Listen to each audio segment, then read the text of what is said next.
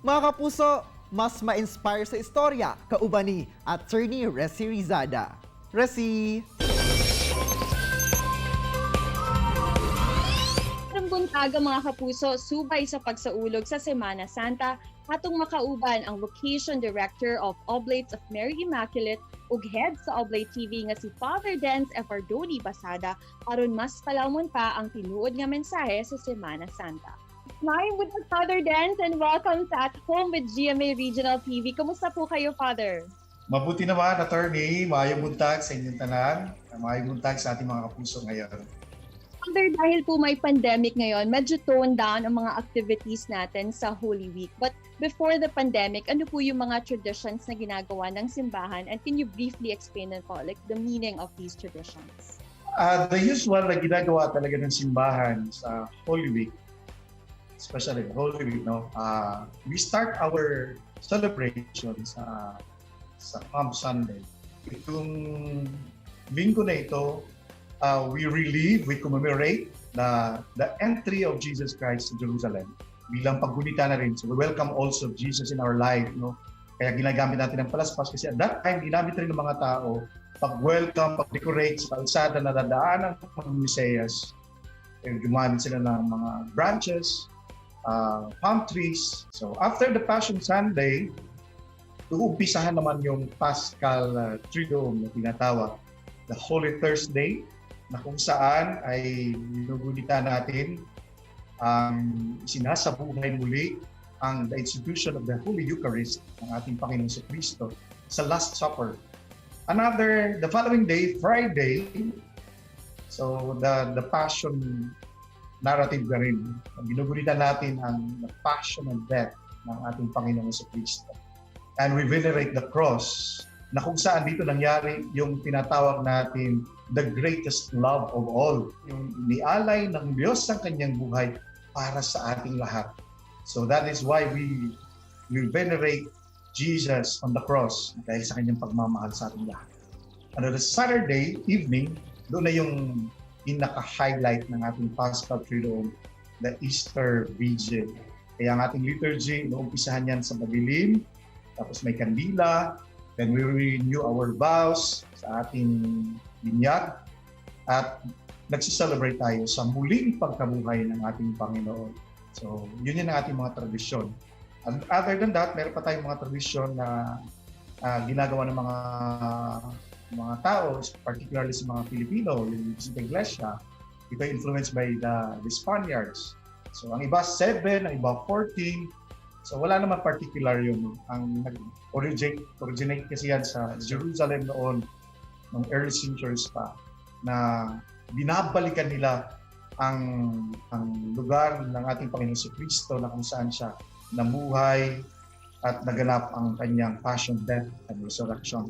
So yun. Other than that, meron tayong mga Filipino traditions, yung mga pabasa, yung salubong, o tinatawag natin dito sa Mindanao na sugat, salubong, exclusive yan sa mga Pilipino.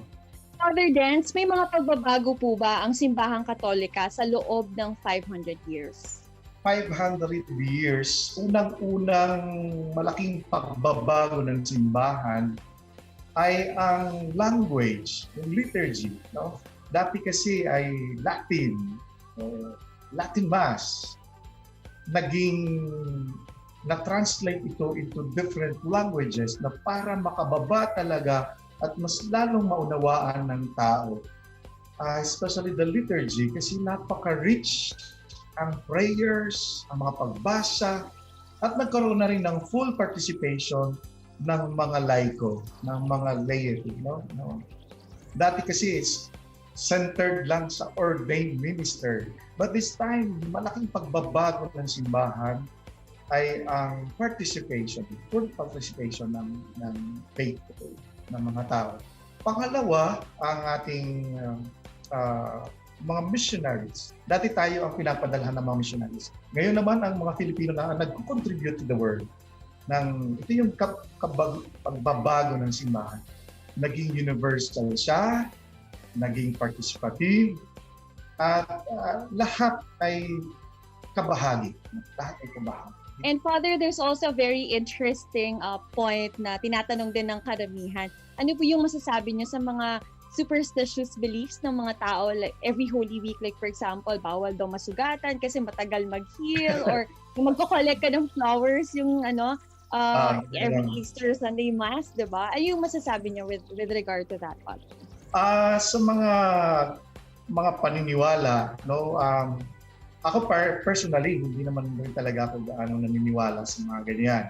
Pero wala yung kinalaman sa Holy Week. Kahit wala yung anting-anting, napoproteksyonan tayo. Kasi prayer is very powerful. So para sa akin, iba pa rin kung you participate with the people at doon sa misa.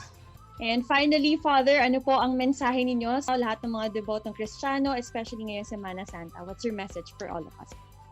Sa ating mga kapuso na nanonood ngayon, though we are in darkness because of this pandemic, nahihirapan tayo, maraming affected, nawala ng trabaho, hindi natin mabisita ang family, hindi natin ma-embrace ang isa't isa, just to support, maraming mga limitations. Pero ito rin ay magbibigay sa atin ng opportunity to go back to the Lord. Sa pagbalik natin sa ating Panginoon, kasama doon ang ating pagpapakumbaba na humingi tayo ng tawad sa ating mga nagawang pagkakasala at pagkukulang sa Diyos at sa ating kapwa. Daghan kayong salamat, Father Dance. I think with your message, we have a lot to reflect on. Daghan kayong salamat for making time for us. Daghan salamat. And that was Father Dance Evardoni Basada. Tutok lang mga kapuso, kay mabalik pa ang At Home with GMA Regional TV. Kini ang At Home with GMA Regional TV.